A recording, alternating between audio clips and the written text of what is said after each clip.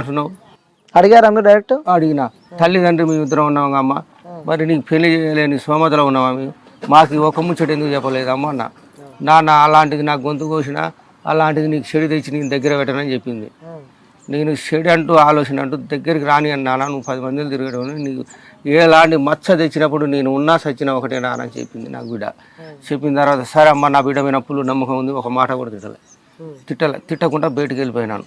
వెళ్ళిపోయి ఇక నేను సర్వరం అనే ఒక వ్యక్తి చనిపోతే నేను ఆడిపోయి ఆ కార్యక్రమం అయిపోయి ఇటు మళ్ళుతున్నాగానే నాన్న నేను మందు తాగేసిన అన్నది.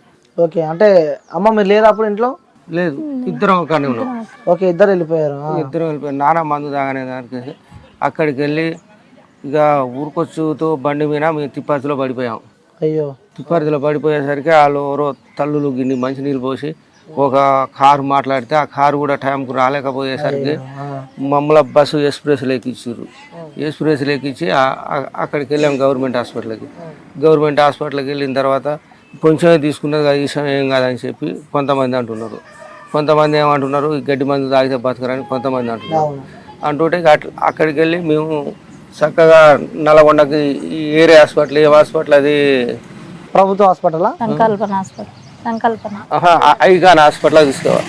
ఐకాన్ హాస్పిటల్కి తీసుకుపోతున్నాం అంటున్నాగానే మధ్యలో పిల్లి తిప్పర్తికి పోగానే పిల్లి రామరాజు అనే వ్యక్తి మళ్ళీ మా కార్లో తీసుకుపోతుంటే మధ్యలో వాళ్ళ అంబులెన్స్లు వేసాడు.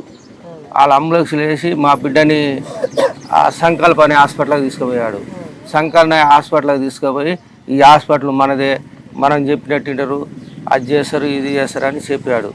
చెప్పిన తర్వాత ఆ పాప రోజుకు అది పోతుంది ఇది పోతుందని డాక్టర్లు చెప్తా ఉన్నారు. చెప్తా ఉంటే అది చచ్చిపోయే క్షణం దాకా కూడా చచ్చిన క్షణం కూడా మాకు బతుకుతుందని చెప్పారు డాక్టర్లు. మేము వేరే హాస్పిటల్ తీసుకుపోతాం, మేము ఎక్కడన్నా హైదరాబాద్కి ఇదంటే ఎక్కడికి పోయినా బతికితే మేము బతికేయగలుగుతాం, లేకపోతే ఎవరైనా ఇదేం చేసేది అన్నారు. అన్న తర్వాత అదే వ్యక్తి పిల్లి రామరాజు అనే వ్యక్తి నన్ను పక్కకు పిలిచాడు. పక్కకు పిలిస్తే నా పాప ఆరోగ్యం గురించి మాట్లాడతాడని నేను అనుకున్నా. నువ్వు తొందరపడి మధుమీన కేసు పెట్టావన్నాడు నన్ను. తొందరపడి మధుమీన కేసు పెట్టావన్నాడు. అది నీ తొందరవాడి నీ బామ్మర్ది, మీ సొంత బామ్మర్ది మీద కేసు పెట్టేసినగా తొందరవాడి, అదే కాక నీ తొందరవాడి పెడితే నీ బామ్మారిది ఏ తప్పు చేయకపోతే సేఫ్గా తీసుకొచ్చుకుంటే నీ బామ్మారిది నేను కాళ్ళు నీకు ముక్కి ఒప్ప చెప్తానని నేను చెప్పాను. ఎలాంటి తప్పు చేసినా మాత్రం వదిలిపెట్టే పేషెంట్ లేదని చెప్పాను. నేను అలాంటి తప్పులు చేస్తే నేను వదిలిపెట్టే పేషెంట్ లేదు. నా బిడ్డ వల్ల ఏమైనా తప్పు ఉంటే మీ బామ్మారిని చూపెట్టమను చేయమని చెప్పి నేను అన్నాను. అనేసరికి ఇక బిడ్డ బతకదని చెప్పారు బతకదని చెప్పారు. లాస్ట్ మూమెంట్లో చెప్పేసరికి ఇక గోర కొట్టుకుంటాం ఇక ఏడుచుకుంటాం. మా శరాలు మాకున్నాయి సార్, ఇక అట్లా అయింది నా బతుకు. అంటే ఆ హాస్పిటల్ తీసుకున్నప్పుడు మీకు నచ్చిన హాస్పిటల్ మీరు తీసుకెళ్ళలేదమ్మా? తీసుకోపోనీలేదు సార్. మేము ఐకాన్ హాస్పిటల్ తీసుకోపోతుంటే ఈ హాస్పిటల్ తీసుకుపోయారు సార్. మధ్యలోకి కారు పంపించాడు సార్. ఓకే, అంటే కావాలనే ప్లాన్ తోనే మొత్తం కట్టుకొని మధు అన్న వ్యక్తిని మళ్ళీ ఏం చేసిండండి, మధు అన్న వ్యక్తిని మందు పోసుకోమని సీలింగ్ టాబ్లెట్లు వేసుకొని అల్లకొచ్చి అల్లకు రాగా నేను మధు అన్న వ్యక్తి మరి మా పాపకు కాక కక్క పోసినట్టు పోయాలి కదా, కక్క పోయలే ఏం పోయలే ఒక రక్త టెస్ట్ చేసుకొని మంచిగా తీసుకుపోయి మా పాప దగ్గరనే ఎమర్జెన్సీలో వేసిర్రు. ఎమర్జెన్సీలో వేసే వరకు ఈ పాప ఇంకా పక్కన పేషెంట్లు ఉంటారు, మా పాపను చూసిరండి మా పాప ఎట్లుంటుంది, నా బిడ్డ ఒక్కతే నన్ను నెల్లగొడుతుందని నేను బాధపడితే వాళ్ళ పక్కన వాళ్ళు అన్నారుగా, ఏందమ్మా ఇంత నిశ్శబ్దంగా ఉంటున్నావు, మీ పాప లెస్స వణుకుతుందమ్మా, జ్వరం వచ్చింది, ఆక్సిజన్ బీకిరు పక్కన పెట్టిరమ్మా నేనన్నా. ఆక్సిజన్ బీకి పక్కన పెట్టిరు జ్వరం వచ్చిందంట, ఆక్సిజన్ బీకి పక్కన పెట్టిరంట. భాగంగా డాక్టర్లు టెన్షన్ పడుతురంటే నేను ఏమైంది మా పాపకు నాకు చెప్పండి అన్నా కూడా ఎన్నిసార్లు అడిగినా కూడా బతుకుద్ది అని చెప్పారు. కానీ బతకదు, మా చేత కాదు, మేము తీసుకుపోండి అంటే ఇంకొక కాడికి తీసుకుపోయేటోళ్ళం మేము. ఎంతసేపు ఉన్నా అదే మాట చెప్పారు. అయితే మధు అన్న వ్యక్తి వచ్చి అబ్బాయిని చూడంగానే ఈ అమ్మాయికి జ్వరం వచ్చిందంట. అంతలోనే పక్క పేషెంట్ని చూడంగానే మీ అమ్మాయికి జ్వరం వచ్చి ఆయన చూస్తేనే భయపడుతుందమ్మా, ఊకే అటే చూస్తుందమ్మా, ఆయన చూసే వణుకుడు పుడుతుందమ్మా అంటే ఎవరు వచ్చిరని అడిగే వరకునే ఇట్లా మందు దాగి వచ్చిండు అంటే ఎక్కడికి పోయిండంటే ఎమర్జెన్సీలోకి పోయిండని నాకు ఎరకగానే ఇన్ఛార్జ్ దగ్గరికి పోయినా. నేను ఇన్ఛార్జ్ దగ్గరికి పోయి మధుకి ఏమైందని ఎమర్జెన్సీలో వేసినావు సార్, నువ్వేమిటికి వేసినావు మధుని, ఏమక్కడికి వేసినావు, మా పాప బతకదని చెప్పుతురు కదా, మా పాపలాగా ఆయన బతకకుంటుంటే ఎమర్జెన్సీలో వేయాలి, మంచిగా ఉన్న ఆయన ఎందుకు వేస్తురు ఎమర్జెన్సీలో, ఏమిటికి వేస్తురు, మమ్మల్ని డిశ్చార్జ్ చేయండి, మేమన్నా డిశ్చార్జ్ అయిపోతాం, వాళ్ళన్నా డిశ్చార్జ్ కావాలండి అనగానే డిశ్చార్జ్ కారమ్మా వాళ్ళు ఎమర్జెన్సీలో ఉంటే కాకుంటే మమ్మల్ని చేయండి, మేము ఇల్లు ఏం బతలాడతలేము, ఇంకొక హాస్పిటల్ పోతాం, మా అదృష్టం అంటే నేను బతుకుద్ది మా పాప, మా అదృష్టం లేకుంటే చచ్చిపోద్ది, మేము అంతకు చేసేది ఏం లేదు అని అన్న నేను. ఓకే. అనగా నేను పిల్లి రామరాజు తమ్ముడు పక్కన కూర్చొని నవ్వుతున్నాడు నన్ను చూసి. ఆ సిచ్యువేషన్ ఆ సిచ్యువేషన్ పిల్లి రామరాజు తమ్ముడు ఇట్లా చెంపకు చేయి పెట్టుకొని కాలు మీద కాలేసుకొని నన్ను చూసి నవ్వుతుండు. నన్ను చూసి నవ్వుతా, నీకు లేరా బిడ్డలు, నీకు కూడా ఉండరుగా బిడ్డలు, నాకు ఒక్కదానికే లేరు కదా బిడ్డలు, నీ బిడ్డలకు కూడా ఇలాంటిది తిన్నడైనా ఏమన్నా జరగదా అన్న నేనుగా అని. నేను బయటకు వెళ్ళి ఎవరికైనా ఇన్ఛార్జి వచ్చిండు, డిశ్చార్జ్ చేసిండు. డిశ్చార్జ్ చేసినాక మేము పోయినాం, కేసు పెట్టినాం. కేసు పెట్టిన దానిక కూడా మా పాప మాకేం చెప్పలేదండి. మా పాప ఏనాడు కూడా ఏం చెప్పలేదు, మేము ఏం అడగలేదు. అంటే ఆ పాప చేసుకున్న తర్వాత హాస్పిటల్ తీసుకెళ్ళినాక మాట్లాడలే పాపతో? మాట్లాడింది. ఏమని మాట్లాడింది మీతో? ఏమైందమ్మా, ఎందుకు తాగినవురా మందు, నీకు ఏం బాధ వచ్చింది బిడ్డ, మేము ఉన్నాం కారా, నీకు మేము ఉన్నాం ఎందుకు తాగినావు బిడ్డ అంటే, ఏమమ్మా నాకు తెలియలేదు, నాకు ఎటు తోయలేదమ్మా నేను తాగినానన్నది. అంటే ఏమైందిరా, నిన్ను ఎవరేమన్నారు, మాకేదైనా ఫోన్ చేసి చెప్పపోయినా బిడ్డ, మేము ఉన్నాం కారా అని నేను అనగానే చెప్పలే. అమ్మ నన్ను బతికి అన్నది. నన్ను బతికి అనగానే ఆ నుంచి నిన్ను బతికేయాలనే వచ్చినాం అమ్మ. మేము పోయే వరకు నా 1ంటికి మందు తాగిందంట, 1ంటికి తాగిందంట మందు, 3ంటికి ఫోన్ చేసిందంట, 3:20కి వచ్చి అంబులెన్స్ వేసుకుపోయిందంట. అయితే 2 గంటలు లోపల పాయసం అయింది. గవర్నమెంట్ హాస్పిటల్కి మేము పోయే వరకునే 5 అయింది. 5ంటికి కారు అది ఇది మాట్లాడే వరకునే 5:30 అయింది. నెల్గొండకు తీసుకుపోయి హాస్పిటల్ జాయిన్ చేసే వరకునే 7 అయింది. 7ంటి తానక బతికి అంటుందమ్మా, నా కాలు నొక్కు ఏమైందమ్మా అంటే, నా కాలు నొక్కమ్మా, నా కాళ్ళ నొప్పకు బాగా నొప్పులేస్తున్నాయమ్మా, నా గుండెలా నొస్తుందమ్మా అంటే, డాక్టర్ని అప్పుడు కూడా అడిగిన నేను పోయి, ఏమన్నా చేయగలుగుతారానండి, మీరు చేయలేరా అంటే, మేము ఎప్పుడు ఏం చెప్పలేమమ్మా, 24 గంటల తర్వాత చేస్తూ ఉన్నారు.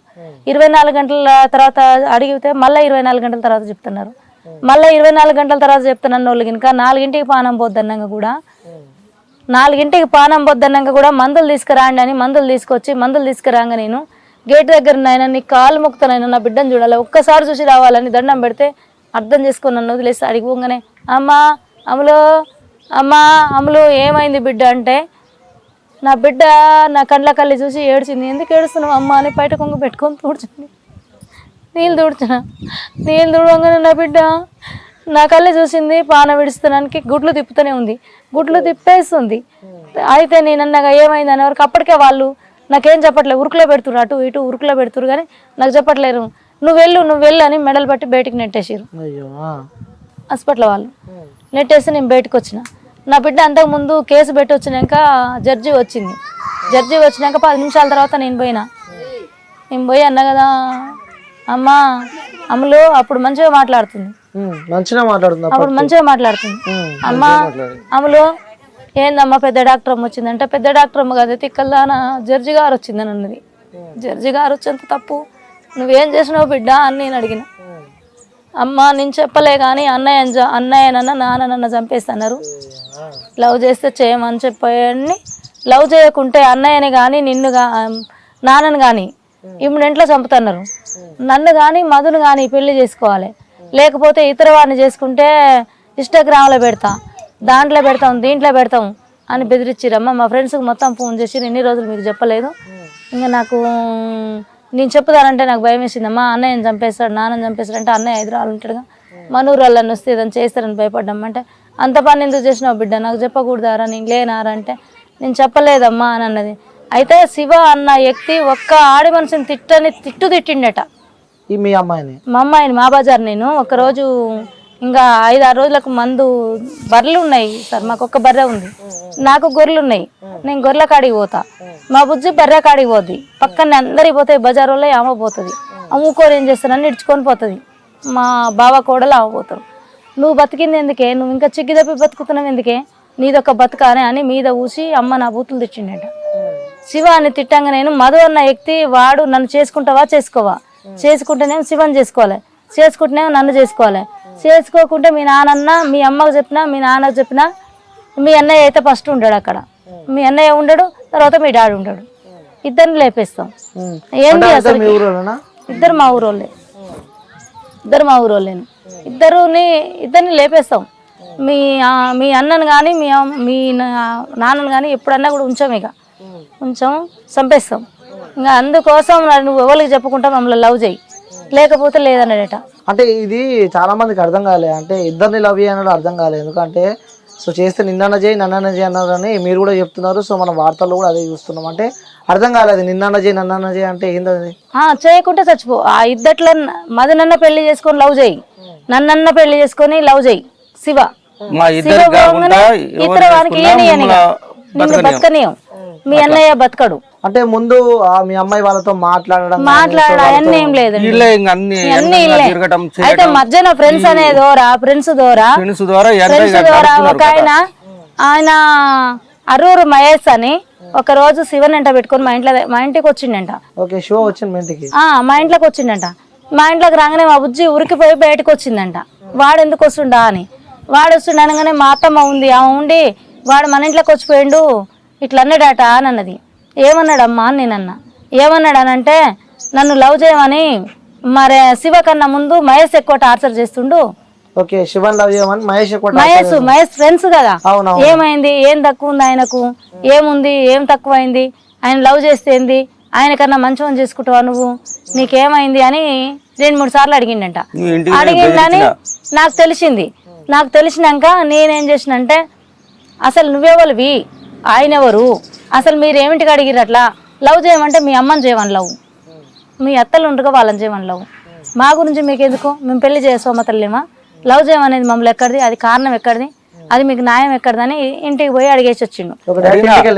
నేను అడిగేసి ఉన్నారు పక్క పండి వాళ్ళ అమ్మ నాయన ముందు చెప్పేసిన నా బిడ్డని ముద్దు పెట్టుకొని చెప్పింది. ఆ ముచ్చట నాకు ఒక్కటి మాత్రం చెప్పింది. ఏమని చెప్పింది? నాన్న శివగాన్ని ముద్దు పెట్టుకొని వీడు చెప్తున్నాడు నాన్న అని చెప్పింది. ఇలా కొమ్మడానికి పెట్టడానికి వాడోడు, నువ్వెవరు బిడ్డవు మాట్లాడని చెప్పి ఇంటి వినిపోయి నా కొడక నిన్ను మాత్రం ఉంచాను, నేను ఇవాళతోని కాక మంచిగా ఉంటేనే నువ్వు చదువుకునే పిల్లగాని మంచిగా మీరు పేదోళ్ళు బతకండి, నువ్వు తీసుకపోయి ఏం చేసిన సంగతి కూడా ఇంకొన్ని తెలకుండా చేస్తానని చెప్పినా నేను. ఆ మాట చెప్పినా నేను.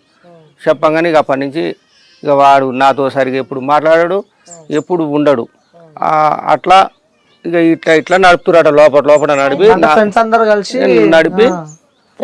కలిసి ఇది ఫోను నా సిమ్ము తీసుకుపోయి నా సిమ్ము తీసి పక్కకేసి మా చెల్లె కొడుకు సిమ్ము తీసుకుపోతే ఫ్రెండ్స్ అన్నాక, ఇప్పుడు ఆడవాళ్ళు అన్నాక ఫ్రెండ్స్ అన్నాక ఇది తీసుకొని ఫోన్ చేసి నెంబర్ కనుక్కుంటారు కదా, కనుక్కొని ఆ నెంబర్ ఇస్తే వాళ్ళు మెసేజ్ చేయడం, మధు చేయడం, శివ చేయగానే మధు చేయడం, ఇది ఫోన్ ఎత్తకుంటుంటే ఫ్రెండ్స్కి చేయడం, ఫ్రెండ్స్కి చేసి గాలిగా ఫ్రెండ్స్ దాంట్లో పెట్టడం, మా ఫ్రెండ్స్కు వాళ్ళు చూడంగానే ఇన్సార్ట్గా మా బుజ్జిని చూసి నవ్వడం, ఫ్రెండ్స్ నిన్ను ఇట్లా అంటున్నారేందని అట్లా అంటురమ్మా, నాకు ఇంత ఇన్సార్ట్ అవుతుందని నాకు ఎప్పుడన్నా చెప్పలేదయ్యా నా బిడ్డ, లాస్ట్కి చనిపోయే ముందల నిజమేందో చెప్పమ్మా అంటే అప్పుడు చెప్పింది. కానీ అంత పడంతరం నాకు తెలియదు.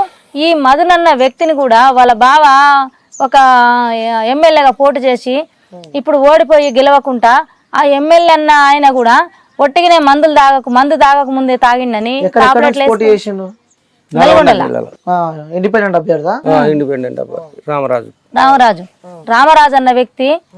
మరి ఆ వ్యక్తి ఆయనని ఒక్క టాబ్లెట్ వేసుకుంటే మత్తుకోలి 4 రోజులు నా బిడ్డ చచ్చిపోయి ఉంటే 4 రోజుల దానిక కూడా అసలు ఏం పట్టించుకోకుంటుంటే మేము పత్రికల విలేకరుల వాళ్ళ దయచేసి మేమేం వాళ్ళని పిలవలేదు, వాళ్ళు మా బాధ అయినా లేక మా గోస అయినా లేక పోలీస్ స్టేషన్ల ముందర చూసుకుంటా పోయి హాస్పిటల్ ముందర నేను ఏడ్చే నా గోస చూడలేక ఒక అతను వచ్చి ఇట్లా సంగతి అని ఇట్లా మాట్లాడమ్మని మాట్లాడినాక అన్నిటికి ఇచ్చినాక అప్పుడు పిల్లి రామరాజు బామ్మార్దిని 4 రోజుల తర్వాత పట్టుకొచ్చి మా బాబు చూపిస్తాను రాండి పట్టుకొచ్చినామని ఎస్ఐ గారు ఫోన్ చేస్తే మా బాబు మా చెల్లెలు కొడుకు పోతే నవ్వుకుంటా వెళ్ళిపోతుండంట.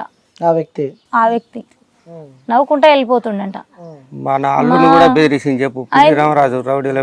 మా అల్లుడు అనే మా బావ అల్లుడు అని మరి ఇట్లా సంగతి ఏం జరిగిందమ్మా, నీకు ఏమైందమ్మా, నీకు ఏం తక్కువ చేసిరమ్మా, నిన్ను మమ్మీ వాళ్ళు తిట్టిరమ్మా, నిన్ను డాడీ తిట్టిండమ్మా, నిన్ను అన్నయ్య తిట్టిండమ్మా, ఎవరేమన్నారమ్మా అని ఆయన అడిగితే నన్ను ఎవరు తిట్టలేదు వెంకీ, నన్ను ఎవ్వరు తిట్టలే, కానీ నన్ను వీళ్ళు టార్చర్ వల్లనే నేను చచ్చిపోలేకపోతే లేదని అంటారు, లేకపోతే మా ఇద్దరిని కాదని ఇతర వాడిని ఎవరిని చేసుకున్నా మీ అన్నయ్య చచ్చిపోతాడు, మీ నాన్న చచ్చిపోతాడు, నిన్ను చేసుకునేవాడు చేసుకోడు, నీ బతుకు మొత్తం బజార్లో అవుతుంది. ప్లాన్ తో భయపడిస్తున్నారు ఎవరు నిన్ను బతకని, అసలు నేను బతకనిచ్చేది లేదు, నిన్ను బతకనియం మేము.